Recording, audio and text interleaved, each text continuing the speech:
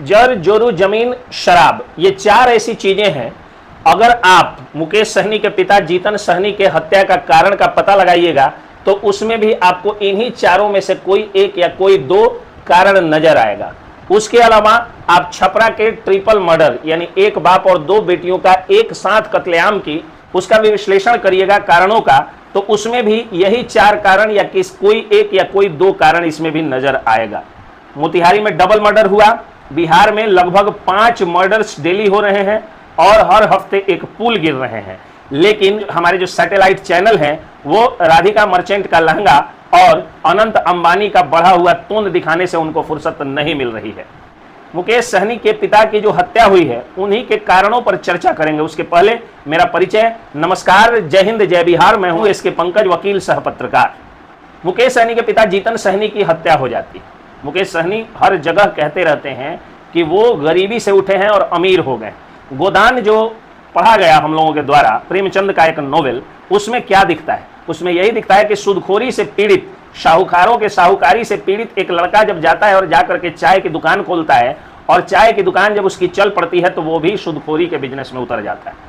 ठीक वही चीजें कमोवेश बिहार में दिख रही हैं। जो गरीब थे जब वो अमीर हो गए तो उनके समाज, उनके जाति, उनके गांव और उनके मोहल्ले, जिले के लोग उनसे आशा किए कि अगर हम पर कोई मुसीबत या शामत आएगी तो हमारे जात का, हमारे जिले का, हमारे गांव का कोई लड़का या कोई बुजुर्ग जो अब अमीर हो चुका है वो हमारी मदद करेगा। ये अमीर लोग अब मदद कैसे कर रहे हैं? मैं स्पष्ट कह दे रहा हूं कि ये बातें मैं जीतन सहनी जी के ऊपर केंद्रित करके नहीं बोल रहा हूं। अपने देश की, अपने समाज की एक समस्या है कि जब लोग गरीब होते हैं और अमीर होते के साथ में और अमीर बनने का चस्का उनको लग जाता है। मैंने देखा है कई सारे आवारा लड़के थे जो दिन रात आवारागर्दी करते थे, दिन रात वो गिल्ली डंडा खेलते थे, दिन रात गोली खेलते थे, ताश और जुआ खेलते थे, शराबी थे, पियक्कड़ हो चुके थे, लफुए लफंगे थे। आज मोटा मोटा सोना का चेन पहन रहे हैं, हाथ में मोटा मोटा ब्रासलेट पहन रहे हैं। कारण क्या है? तो पिताजी की कोई पैतृक जमीन में से कुछ बेच दिया, या पिताजी रिटायर्ड होके आए वो पैसा मिला, या कहीं से कोई पूंजी इकट्ठा किया, उस पूंजी को सूद पर लगाया और गांव में 4% से लेकर के और 10%, 12% तक ब्याज वसूली की जाती है। उसका हिसाब लिया जाता है। कब 1000 रुपया 1 लाख बन गया और कब 1 लाख रुपया 10 लाख बन गया, ये बेचारा सूदखोरी पीड़ित व्यक्ति नहीं जानता है। जीतन सहनी जी की जो हत्या हुई है उसमें यही आ रहा है कि जीतन सहनी जी रोज शाम में बैठकें लगाते थे, दरबार लगाते थे और दरबार में जो है वो लोगों से जो है वो चर्चाएं करते थे। लोग आते थे, उनसे जो है वो सूद लेते थे। सूद ब्याज के कारण उनकी जमीनों का कागज भी गिरवी रखते थे, मोटरसाइकिल गिरवी रख लेते थे। जो पहले के सेठ साहूकारों का फिल्मों में दिखाया जाता है उसी तरह से ये लोग भी करके रखते हैं। सुनने में तो ये भी आया है कि बाकी जो सूदखोर है वो सादा कागज पर दस्तखत करवा लेते हैं, चेक रख लेते हैं। सूदखोरी का एक बड़ा सा जखीरा अपने देश में, अपने समाज में चल रहा है और इस सूदखोरी के कारण न जाने कितने लोगों ने आत्महत्या कर लिया और न जाने कितने लोगों का जीवन जो है वो नरक बना हुआ है। इन लोगों को जो सूदखोर होते हैं, फिर मैं कह रहा हूं कि ये बातें जीतन सहनी जी पर जो है वो केंद्रित नहीं रखिएगा। जो सूदखोर हैं, जो बड़े सूदखोर हैं, उनको तनिक सी भी उनके दिल में दया और माया नहीं होती है।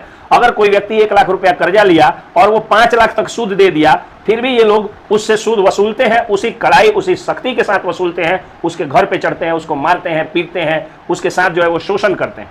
अब ऐसे में यहां पर मोतिहारी में भी एक व्यक्ति की कुछ दिन पहले गोली मारकर हत्या की गई थी। सुनने में आया कि वो भी सूद कारोबारी थे और अब जीतन सहनी जी की हत्या हो जाती है। निर्मम हत्या, नृशंस हत्या होती है जिसकी हम लोग जो है वो कड़ी शब्दों में सभी लोग निंदा करते हैं, हम लोग भी निंदा करते हैं। और उस हत्या के कारण को कोई जायज नहीं ठहरा सकता है। वो हत्यारे जो हैं, जो भी हत्यारे हैं, उनको कड़ी से कड़ी सजा मिलनी चाहिए। लेकिन साथ ही बिहार पुलिस को और बिहार सरकार को साहूकारी पर, शेठकारी पर और सूद माफियाओं पर कंट्रोल करने की, लगाम लगाने की जरूरत है।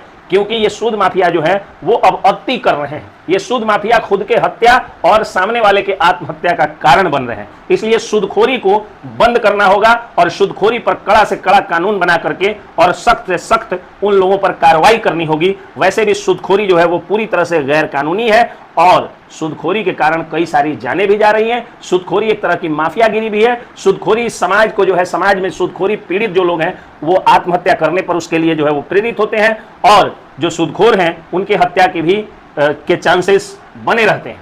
तो ये जो एक सिस्टम चल गया है कि पिताजी रिटायर्ड होके आए, आवारा बेटा जिंदगी भर आवारागर्दी किया, रिटायरमेंट का पैसा लेकर के और पति बन गया, इसको रोकना होगा।